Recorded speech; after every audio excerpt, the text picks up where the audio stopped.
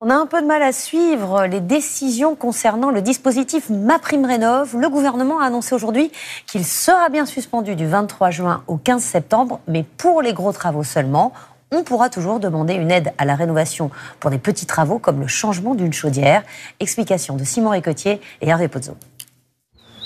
Pour améliorer le confort thermique de cette maison, qu'il a achetée en 2013, Mathieu Lavenne a choisi de refaire l'isolation des combles. On avait de l'humidité à l'intérieur de l'habitation, donc c'est ce qui nous a poussé à justement remplacer cet isolant. Grâce à MaPrimeRénov', il a bénéficié d'une aide de 1 200 € pour une facture totale de 9 000 €. Sans ça, il est certain qu'on n'aurait pas fait l'isolation. L'isolation des combles, c'est ce qu'on appelle un monogeste, un poste unique de travaux.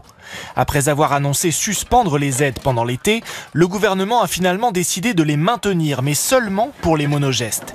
Reste donc éligible le changement de vitrage, l'isolation, le changement de chauffage ou de la ventilation. C'est une très très bonne nouvelle pour toute la partie professionnelle de la rénovation énergétique. Ça va permettre aux gens de continuer à faire des travaux au monogeste en fait, sans partir sur des gros travaux.